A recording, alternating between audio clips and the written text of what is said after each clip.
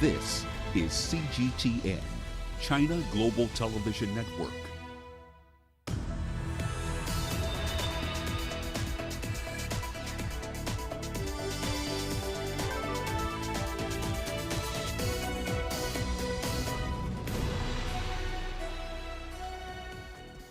Hello there and welcome to Global Business Africa. We'll be giving you insight into Africa's business and financial markets. I'm Uche Okoronkwo, coming to you from Kenya's capital, Nairobi. Let's start with a look at the markets. Now, emerging market stocks joined a global rally in equities today. MSCI's index climbed up 0.3% to a one-month high. Now, investors were stimulated by news that U.S. President Biden will seek a $6 trillion in federal spending for the 2022 fiscal year. Meanwhile, South Africa's JSE pushing to its best level in 3 weeks. Industrial stocks were the standout performers of the day. We saw the index up almost 2%. Meanwhile, shares in telecom giant MTN broke through 100 Rand for the first time since November 2019, bringing its year-to-date gains to about 67%. And a quick look at the crypto market. Bitcoin slumped about 7% today to near $35,500 as traders brace for fresh volatility over the long weekend. That, of course, was after Bank of Japan Governor Haruhiko Kuroda joined a growing list of central bankers expressing some skepticism about the industry's usefulness in the real world. Now, also coming up on the show today, French President Emmanuel Macron in South Africa a week after hosting a summit on investment in Africa. Zimbabwe suspends grain imports over a projected bumper harvest. And digital technologies turn around the fortunes of farmers in Uganda. Now, French President Emmanuel Macron is in South Africa for an official visit. Macron was received by his host, South African President Cyril Ramaphosa, in Pretoria. The two leaders have discussed COVID-19 and post-pandemic economic recovery. Now, South Africa and France both joined the U.S. in supporting a temporary waiver on patent rights for COVID-19 vaccines. The two leaders also discussed regional crisis, including the violence in Mozambique. Well, let's now get more on today's trip. We're joined by Angelo Coppola in Pretoria. Great to have you with us, Angelo, as always. Now, of course, the economic impacts of the pandemic and, of course, Macron's support for vaccine production in Africa, that seems to be the highlights of this quick visit to South Africa. Give us the highlights. Any major vaccine and pandemic-related announcements made today?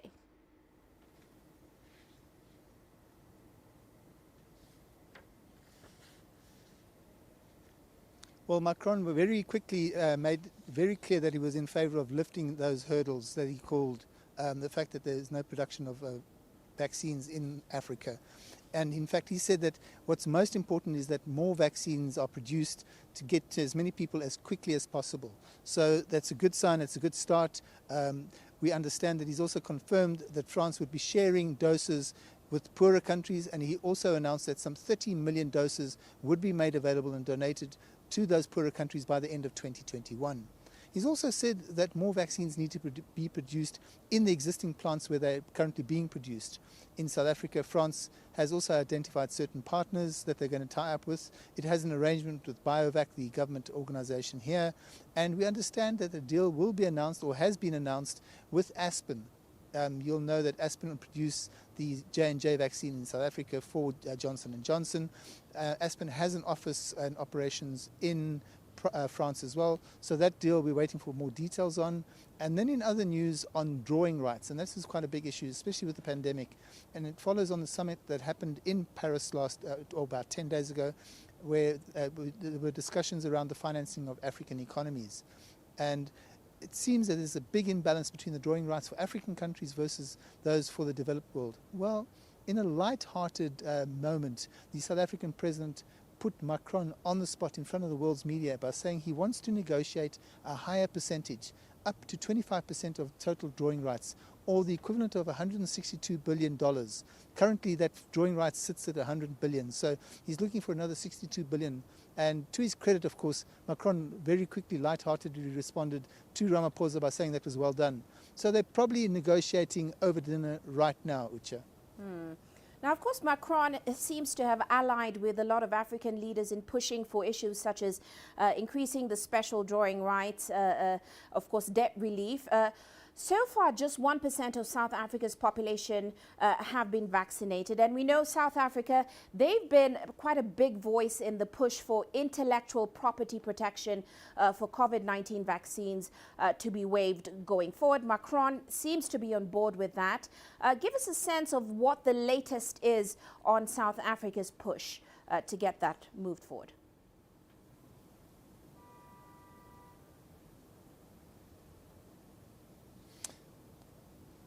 Well, Macron was very quick to remind us as well in the audience that the IP that was available for a lot of the manufacturers around the HIV/AIDS drug, South Africa was a big pusher to get those IP rights waived as well. And the French president did say that he supported the actual move, or the COVID IP waiver move by South Africa and India this time round, but only for the duration of the pandemic. At this point, it was Ramaphosa that said that there was a convergence of thinking, and as he put it, it was music to his ears. The South African leader, of course, did say that the transfer of technology is critical. Macron, in his statements, went on to say that he wants to see transparency of where all the donations that are being made to the poorer countries are being spent. We are also reminded, of course, that just 2% of the African population is vaccinated. And that compares to numbers that are vastly different in the developed world, Uche. Quite right, Angelo. Well, we do have to leave it there. Many thanks for that update. That, of course, is Angelo Coppola joining us there in Pretoria. Well, let's move on now. Uganda and the Democratic Republic of Congo have signed 2 agreements worth an estimated $335 million for infrastructure development. The deal involves the rehabilitation of key roads in eastern DRC. Uganda is expected to contribute about 20% of the total cost of the project as a means of boosting trade relations between the two nations. Now, President Yoweri Museveni signed the agreement on behalf of Uganda, while Deputy Prime Minister Christophe Lutundula represented the Democratic Republic of Congo. I want to thank His Excellency Tshisekedi. Je voudrais remercier Son Excellence Monsieur Tshisekedi For his willingness to cooperate on the 3 areas: the roads, les routes, the electricity. On the roads, we want to build a bridge across Zimbabwe to link with Bunia.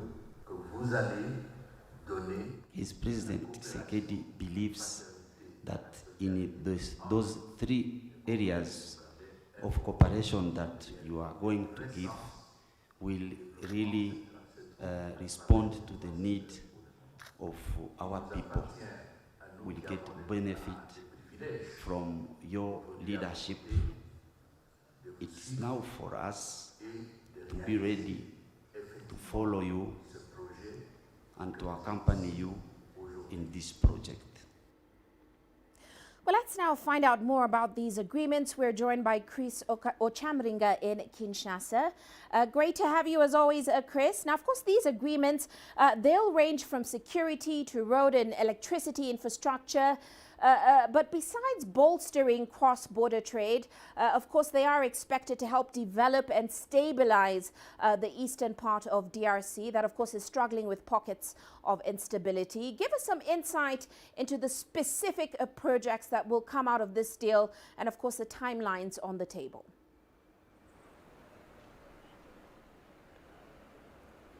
Well, first of all, this the signing of this infrastructure project is a major breakthrough between these 2 countries, Uganda and the DRC, because this is a project that has been in the works since 2019. The president of Uganda, Yoweri Museveni, has been calling on his counterpart, Felix Tshisekedi, to follow through on this deal that they agreed back in Uganda in 2019, but there have been a number of delays, and that's because in the previous government that was dissolved a couple of months ago, there were some Congolese officials who were very skeptical about this deal. I've spoken to some highly placed officials who said that this road project, Uganda is a country that has a tainted reputation in the DRC because in 1996 Uganda sent in troops to back a rebel movement led by Laurent Desire Kabila, and there was a lot of killing of people. Currently, there's a case in the International Criminal Court where the DRC wants Uganda to pay them more than $13 billion, for destroying infrastructure. And so there were officials in the DRC who were looking at Uganda very suspiciously, and that is why the delay of this signing has taken place. But President Tshisekedi has assured Uganda, his counterpart, Yoweri Museveni, that they are going to go on with this project, which is going to see 223 kilometers, built in the eastern DRC and improve trade between the two countries.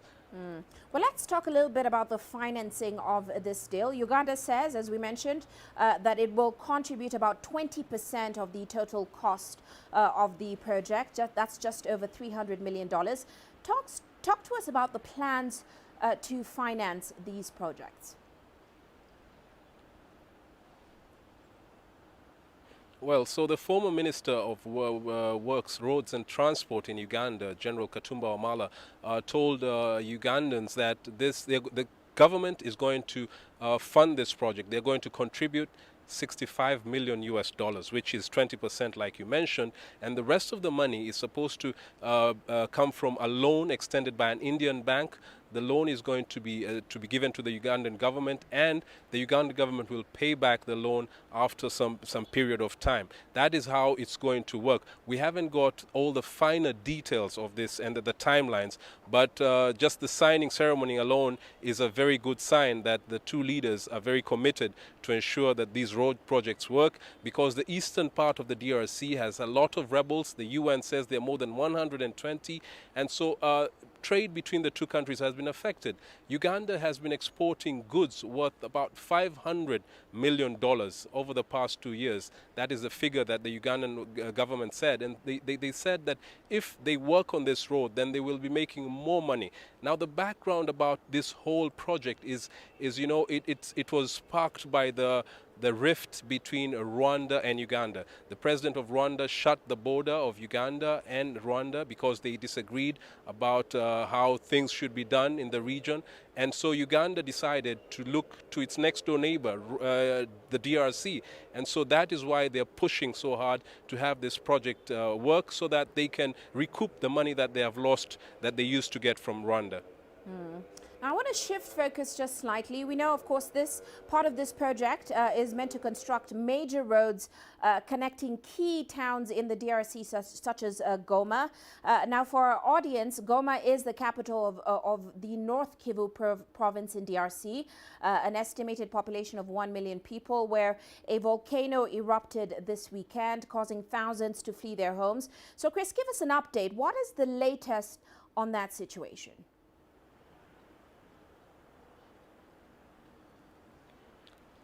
Hundreds of thousands of people have already evacuated Goma city after the military general urged them to leave immediately. They started leaving yesterday. There were 10 neighborhoods that were regarded as a red zone. They were considered high-risk area. So people took their belongings. They were told to travel light because it was a long journey. Many of them went to the western part of Goma, an area known as Sake. Others went to the neighboring Rwanda, and others went to Bukavu in South Kivu province. And so many more people are still going. We saw pictures of long lines of people. There's a traffic gridlock. There are trucks, people walking on foot, going to Sake, and the international humanitarian organizations have said they're going to support them because people need a lot of water, they need shelter, they need medicine, and the area where many of these people have settled in Sake is an area that is prone to cholera outbreaks. So international health organizations have said they're going to support the DRC government to be able to help the people with humanitarian assistance, because This disaster, the Mount Nyiragongo eruption, has come at a time when the DRC is facing many other challenges.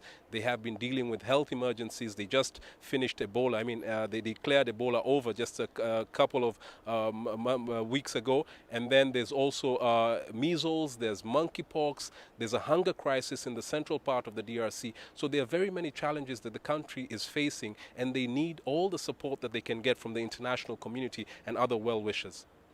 Quite right, Chris. Well, many thanks for your insight into that agreement and, of course, the update on Goma. That, of course, is Chris Okoronkwo joining us there in Kinshasa.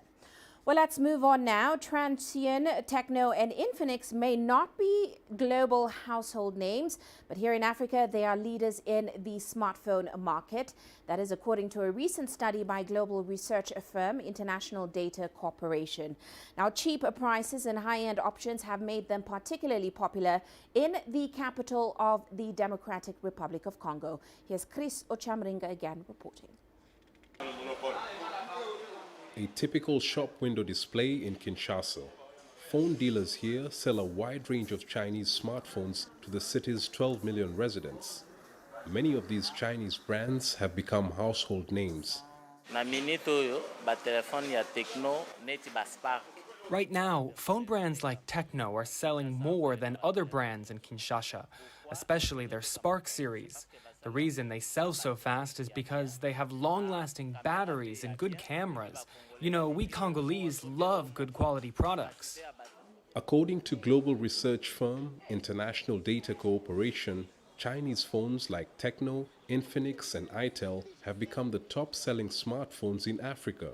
Chinese brands accounted for 18% of the total shipments to the continent last year, compared to 15% by South Korean competitor Samsung.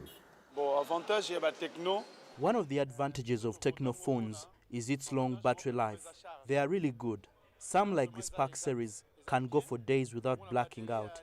Secondly, it has a great camera. I usually take very nice photos with my phone. Chinese phone brands have become very popular in the DRC because they are cheaper than other global brands and have features similar to those found in high-end phones. A mid-range Chinese phone goes for about $100, a fraction of the costs of even a used iPhone, which can cost $500. It's a huge difference for a country where the majority of citizens live on less than $2 a day.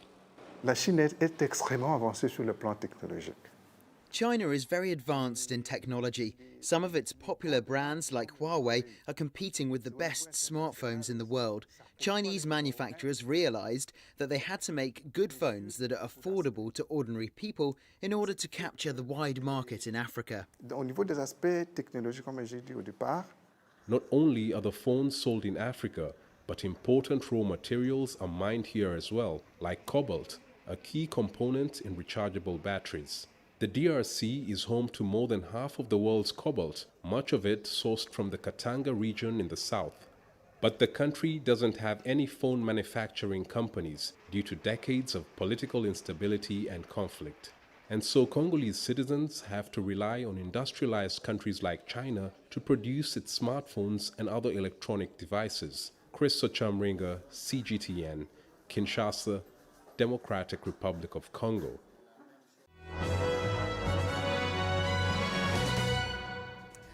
Now let's take a look at our corporate headlines today. In South Africa, parent company CEF has dissolved the board of embattled Petro SA as part of preparations to establish a new national petroleum company. Now, according to reports, its board had considered tossing it into bankruptcy protection or liquidation before being dissolved. Now, Petro SA has been facing financial difficulties over a number of years amid the depletion of offshore gas fields in the country. The company last reported a profit in 2013. Meanwhile, oil and gas group Total has won more than 90% backing for its climate plan to gradually reduce its emissions. Total's climate strategy, which lays out its aim to reach carbon neutrality by 2050, was backed by 91.88% of its shareholders voting at its annual meeting. Now, rebranding, which takes effect immediately, was backed by 99.88% of votes. Meanwhile, U.S. sportswear giant Nike says it has been working with Brazilian footballer Neymar, or rather it has stopped working with Brazilian footballer Neymar because he refused to cooperate in a good faith investigation. The investigation was based on an allegation of sexual assault against an employee. The alleged incident happened in 2015 and was reported to Nike in 2018. Meanwhile, Rolls-Royce has launched the Boat Tail, which is a luxury vehicle model it has dubbed the most ambitious motor car ever created. The car comes with a back deck that opens up to reveal cocktail tables, fridges for champagne, and a parasol matching the vehicle's baby blue color scheme. Only 3 will be made of the car, and the price of the car is not being publicized just yet. Well, that's a look at our corporate headlines.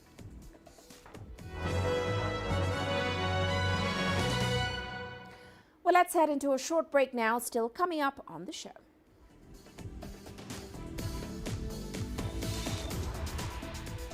Zimbabwe suspends grain imports over a projected bumper harvest. And tourist arrivals in South Africa dropped by 71% last year over the coronavirus. Every story starts out like this. Okay. We'll head up now.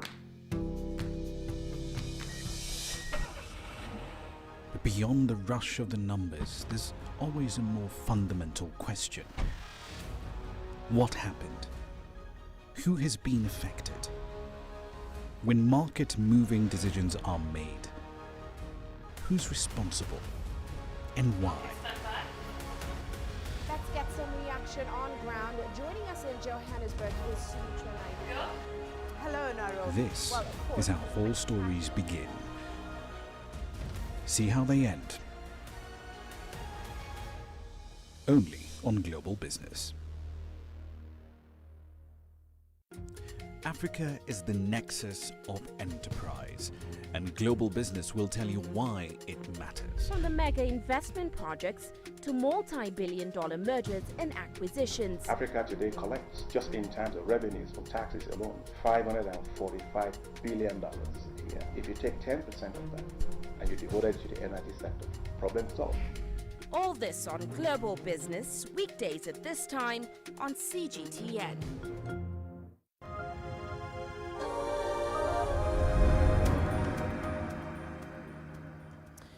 Welcome back. Now, a projected bumper harvest has seen Zimbabwe suspend grain imports to preserve scarce foreign currency and to stabilize its local food prices. As Farai Mwakutuya now reports, Zimbabwe's maize harvest will be nearly 200% higher than last year and 130% above average. Successive droughts saw Zimbabwe rely on maize imports to supplement low harvests and feed millions of citizens at risk of starvation. However, one of the best rainy seasons recorded in 2 decades promises to deliver about 2.7 million tons of grain, more than enough for domestic consumption, which has prompted the ban on imports. In the past 18 months, we imported close to 1 million tons. And 1 million tons at the current import parity price, that's slightly above $300 million. So we're going to save $300 million. But more importantly, we have created jobs. We have re-energized the main industry, the primary industry, which is, of course, farming, the jobs there, and other supporting industries. Those are into farm machinery, fertilizers, inputs. So we have internalized that 300 million. While there's a maize surplus, aid agencies such as the World Food Programme warn that some urban dwellers, particularly those who've been adversely affected by the COVID-19 restrictions, may still require aid because the cost of some basic foodstuffs remains out of their reach. There's unlikely to be an immediate drop in the price of the staple maize meal because GMO imports were cheaper than the locally grown organic maize. Yes, our local maize might be cheaper than maybe perhaps slightly more than what we've been importing, because what we're importing at that critical time is lower quality maize. However, we anticipate that prices will initially stabilize and then start to deflate and come down, because supply is up. There's so much maize meal in many households, so demand for commercial maize meal in the first half from now or in the next 6 months is going to be very low. And when demand is low, supply is high, natural price will come down. Millers plan to offset the subdued human requirements through stock feed production, where they project a surge in demand that signals increased production across all major livestock categories, an additional boon for the rebounding agriculture sector. Farai Mwakutuya, CGTN, Harare, Zimbabwe. Now, South Africa's tourism sector is still feeling the pain of COVID-19 and the subsequent lockdowns in 2020. According to the latest industry statistics, foreign arrivals to South Africa dropped about 71% from almost 16 million in 2019 to just 5 million last year. Here's CGTN's Sumitra Naidu taking a look. Pre-COVID, the tourism sector accounted for approximately 709,000 jobs. Income from accommodation grew by over 2% in 2019, despite a decline in international tourists. But today, hotels in particular are struggling to stay open. In February, we were 72% down. The hotel industry was struggling the most. It was very interesting. If you look at January and February, the hotel industry's average rate, which I think then was about 900 rand, the guest houses were actually at a higher average rate, which is unusual. It's usually hotels that cost you more than a guest house. That's switched around again. Business-wise, we haven't just lost from an accommodation side. We've also lost from conferencing and events where we used to host meetings, events.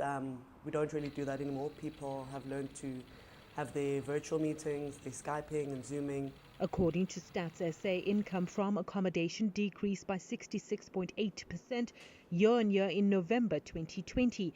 The largest decline in income was reported by hotels, down 69.6%. It hasn't been doing very well, obviously because of borders being closed.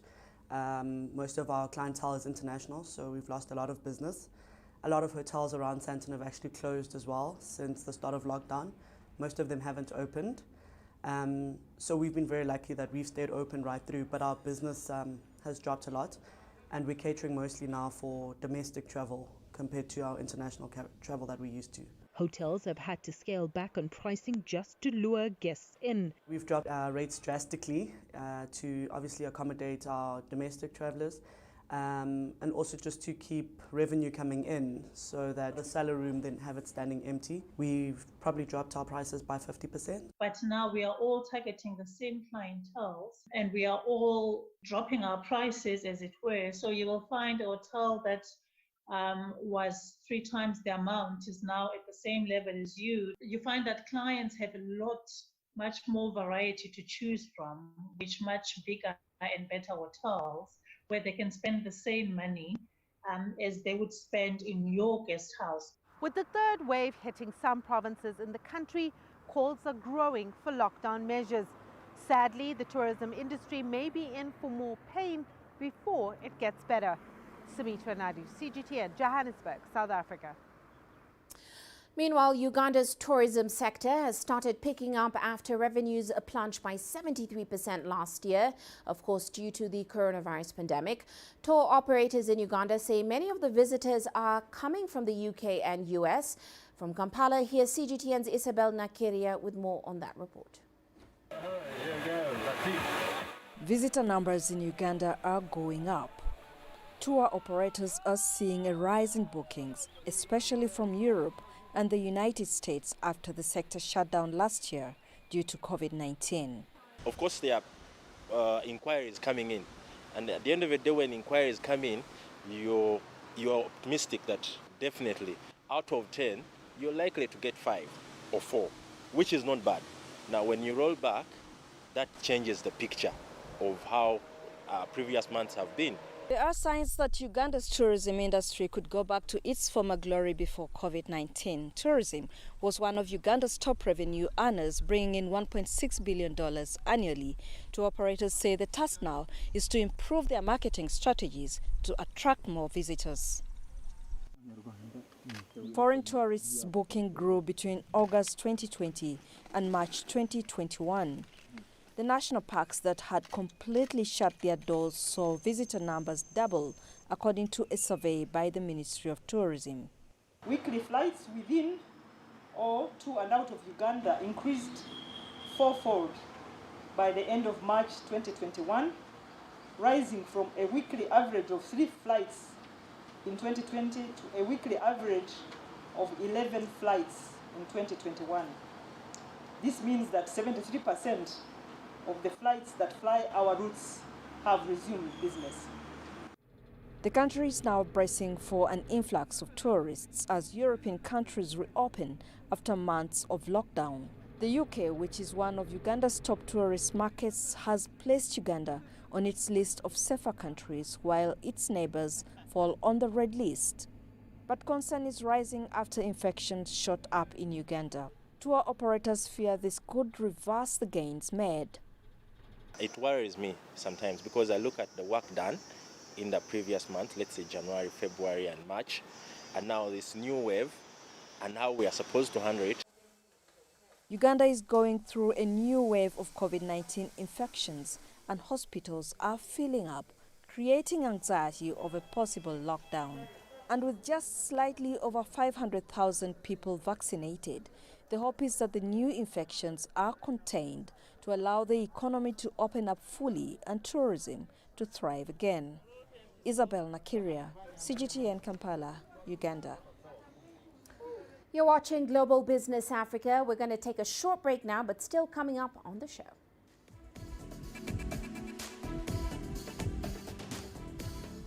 Britain approves the use of the single-shot Johnson & Johnson vaccine. And the US sitcom Friends releases a much-anticipated reunion special. Business in Africa is at a crossroads. We celebrate those who are adopting and thriving despite the challenges, from grassroots to big businesses. Global Business takes you along for the ride as we track the making of a giant. Only on CGTN.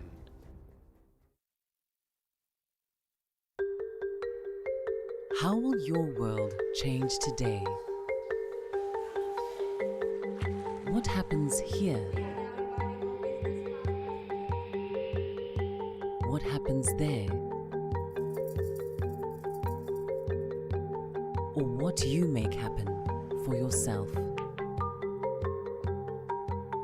If it matters to you, it matters to us too.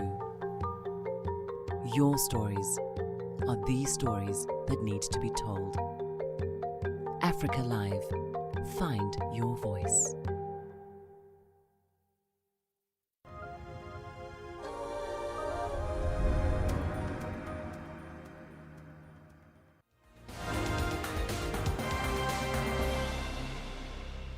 Now look at other headlines this hour. Germany has confirmed more than $1 billion in development aid for Namibia. A statement by the German government recognizes the genocidal killings carried out by colonial settlers against indigenous people in the first years of the 20th century. Now, Germany's Foreign Minister Heiko Maas says his country bears historical and moral responsibility for the atrocities. And over in the Democratic Republic of Congo, residents are fleeing the eastern city of Goma after the government warned of a possible second eruption of Mount Nyiragongo. The volcano erupted last weekend and strong aftershocks have continued to rattle the city, causing some buildings to collapse. And the Southern African Development Community has met in Mozambique to discuss terrorism and insurgency in the country's Cabo Delgado province.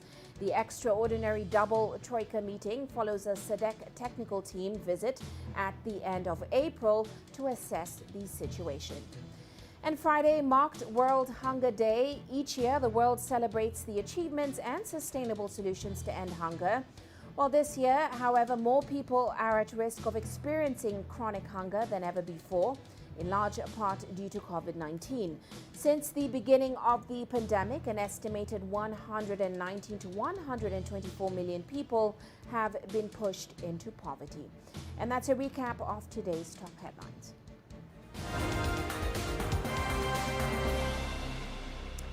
And now to some international news. Britain's Medicines and Healthcare Products Regulatory Board has approved the use of the single-shot Johnson & Johnson coronavirus vaccine.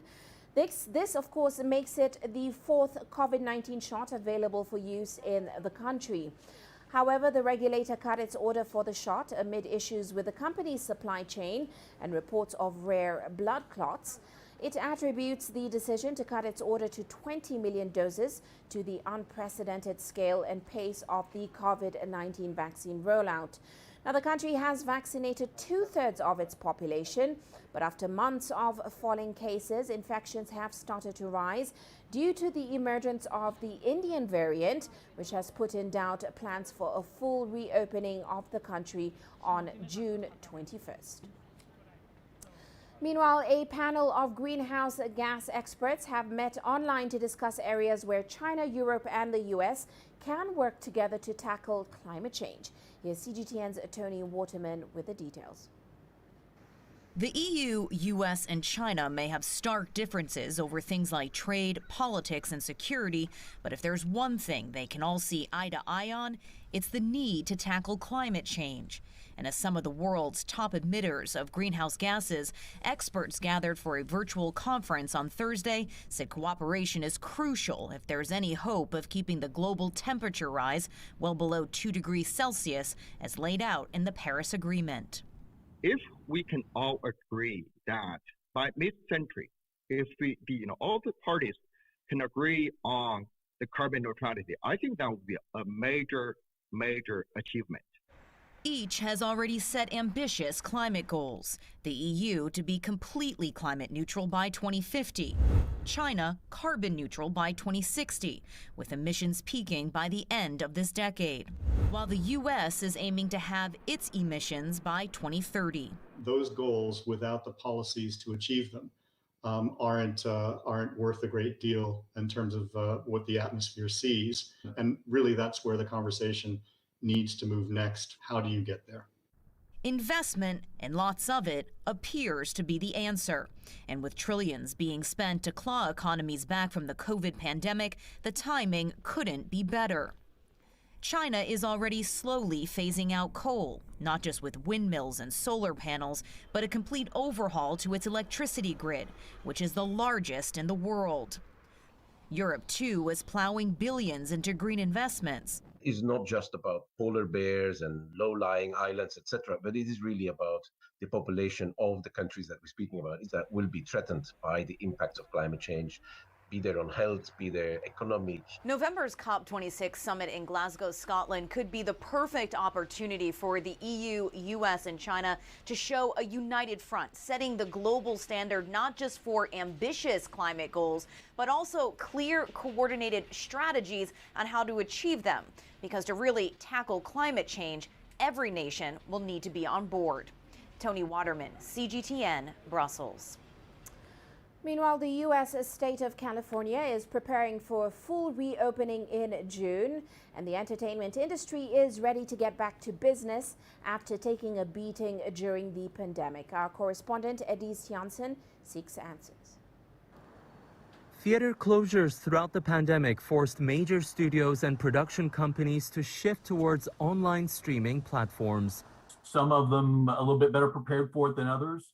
And so everyone's just kind of running as fast as they can, throwing on clothes, trying to get dressed, trying to get everything together, hoping at the end of the day, they've got a business and they're making money. Global subscriptions for streaming video services surged to over $1 billion for the first time in history. The global market for at-home and mobile entertainment climbed to a record $68 billion in 2020, up 23% from the previous year, with the US making up around 44% of the total worldwide market. Well, right now, if you're looking at revenue, you're looking at subscribers, it's as big as regular television is, and in many cases bigger. And, 10 years from now, it's going to be 3/4 of the business. I mean, there's always going to be an over-the-air broadcast system there. There's going to be TV stations, but it's going to be an increasingly smaller part of it. People are used to watching stuff on the internet now. There are now more streaming services than ever before. On top of the three giants, Amazon, Netflix, and Hulu, we've seen big names like Apple and Disney join the race, along with HBO Max. And including the smaller, unknown platforms, there are now over 200 streaming services available, all competing for a share of the market. A survey conducted by viewer tracking services found 70% of the participants said they feel there will be too many streamers to choose from. We could be finding ourselves in a content arms race to fight for those streaming dollars that the consumers have that can only be spread around to a finite number of choices. The new Hollywood Diversity Report from UCLA shows more than half of last year's top films were released on streaming platforms only. A trend that we have seen in recent years in certain genres like comedy and romance films, and less for blockbuster action movies. There's sort of one theory that says that once this all shakes out, if we fast forward a year, 2 years from now, that the only movies that are going to be released theatrically are going to be large budget superhero movies, and anything else that's a smaller budget is going to go right to a streaming service. I think there's a real possibility that that happens. After a complete reopening of the economy, industry analysts expect many viewers will flock back to theaters in the short term, but they also expect streaming services to define the future of film and TV distribution. It is Tianshan, CGTN, Los Angeles. Now, fans of the beloved US sitcom Friends could finally watch a much-anticipated reunion special when it dropped on streaming services around the world on Thursday. Now, the final of the series wrapped up all the way back in 2004. And as Giles Gibson now reports, the reunion is also part of HBO Max's push to catch up with streaming rivals Netflix and Amazon. After a 17-year wait, fans at the Friends Experience in New York have been celebrating the return of some old friends. I think it's awesome after all these years, getting back together. I can't wait to watch it tonight. I'm so excited. I mean, I grew up loving Friends. I mean, it's growing up in the 90s. It is just like pop culture city. The reunion brings the cast together for a walk down memory lane. No spoilers though, I promise. With all 10 seasons also on HBO Max, Friends is attracting a new generation of fans and a new wave of criticism. Some of its jokes have been called sexist and homophobic, and the show criticised for its lack of diversity. Even so, HBO Max will be hoping the reunion can help it catch up in its streaming wars with Netflix, Amazon Prime and other competitors. They all added millions of subscribers in 2020 as the coronavirus pandemic forced people to stay home. According to analysts, though, 2021 is already looking different. More than streaming wars, I like another term better than wars. I would like to say 2021 will be the year of partnerships, alliances, friendships. Why? Because if you want to compete in this global world, you need to join forces with other players. Competing alone, it will be very challenging, and we know many failures, lots of streaming video services that didn't succeed. HBO's parent company AT&T has done exactly that, announcing a merger between Warner Media and Discovery just last week. Meanwhile, Amazon is buying the Hollywood studio MGM for more than $8 billion, hoping James Bond and other movie franchises in its catalogue will help keep it ahead of HBO Max and Friends. Giles Gibson for CGTN, Washington. Well, on that note, let's now take a look at commodity markets. Today, coffee prices surging over 3%. Arabica coffee futures hit a 4.5-year high, boosted by expectations that supplies will tighten over the next few months. Now, dealers say there could be a significant drop in production in Brazil this year. Meanwhile, oil prices little change today, with Brent holding near $70 a barrel, as firm U.S. economic data and expectations of a strong rebound in global demand did help to offset those concerns about more supply from Iran once those sanctions are lifted. Quick look at gold. Prices edged lower today as an uptick in the dollar and U.S. Treasury yields weighed on the safe haven metal. Well, let's take a short break now. Still to come on the show.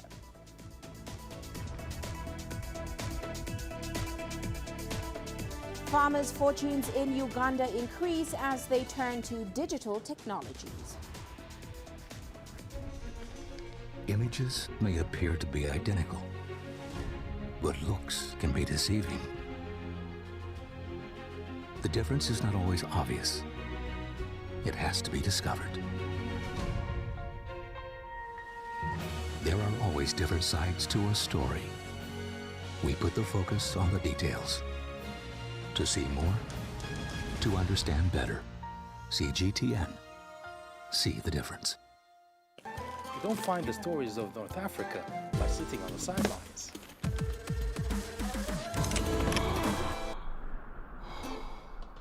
No one else will take you where we can in North Africa. And no one else will show you what it's all about. CGTN. See the difference.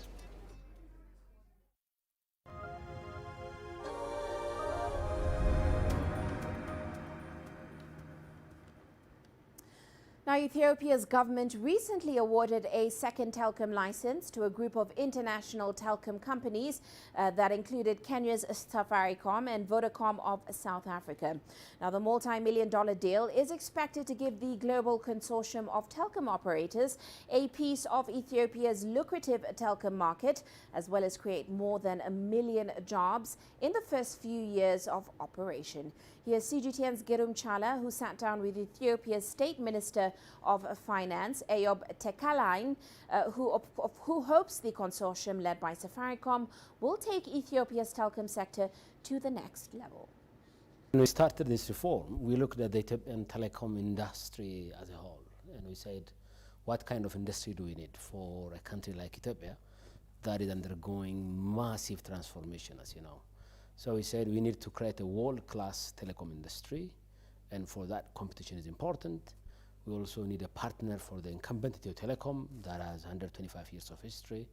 So we approach this in two tracks. First, we're partially privatizing Ethio Telecom, the process that is currently undergoing. We've not finalized this yet. And then we decided to open the sector for 2 licensees. So what we've announced over the weekend is the award of 1 license for a top global operator. What we've learned through this process is that Ethiopia can pull off such a complex transaction in a transparent, fair, and clean way, but also can run a very tough competitive process. Many say the involvement of international telecom companies in, say, countries like Ethiopia, developing nations, would perhaps affect service delivery, as telecom sector infrastructure development itself is in a low level, and the international companies mostly focus on delivering services than building these infrastructures. So how are you really protecting the interests of Ethiopia with this award? This you can see from the process. You know, first of all, we've put a very strong regulator, an independent regulator, that is actually going to be setting the bar for any competitor that comes to the market. And second, we've run a tough process, right? I mean, look at the criteria that we've set. 30 million subscribers, requirements for a company to bid, over $1 billion in turnover, an operation in at least 2 emerging economies, an experience in 4G and 5G. That's what we've required. So clearly we are asking for the best in the world to come to the Ethiopian market. And that has shown how the Ethiopian government is serious about the digital transformation, and that we are looking for a partner that can take this country forward with us. And we've built in proper protections as well. For instance, it's not going to be an easy game for the operators coming in, because we're saying you should expand the 4G, 3G coverage by 20-30%, and overall universal coverage should increase by 95% in few years. So it's a tough requirement. So we are going to make sure that this process would benefit everyone involved. It's a win-win situation. To benefit first and foremost the Ethiopian people, and also the operators that got the chance to bid. Look, this is big. This is huge. One friend of mine said, I don't forget the days when I had to ask my father to submit his title deed, his house title deed, to get a SIM card. Or those waiting days where the idea of telecom goes far off. Now, what would this do? This actually would, if you look at the numbers, to create new jobs, about 1.5 million new jobs. This is an over 8 billion investment into Ethiopia. Over 8 billion. This is going to be the single largest FDI that's coming to Ethiopia. 400,000 SMEs that would benefit from this. It will transform our health sector, our agriculture sector. It creates, we've said Ethiopia is going to be a startup nation. And then we are creating the environment for our youth to thrive. Meanwhile, in Uganda, farmers are increasingly using online sites to market their products and to access agricultural extension services. Well, CGTN's Hilary Ayesiga reports that these platforms have enabled farmers to reach customers, boost production, and also increase their sales.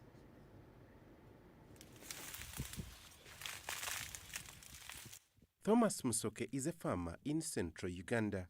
He grows a variety of crops such as butternuts and maize. He used to sell his produce to middlemen at a low price. But in 2018, he switched to a mobile platform called Omlimisa. The platform helps farmers inquire about market prices by simply texting a message on their smartphone. You don't have airtime, you just send the SMS and they will reply instantly. Musoke says he has so far sold butternuts worth $150 compared to market prices, which could fetch him less than $100. The platform also offers a range of other services such as agriculture insurance, loans, and free extension services.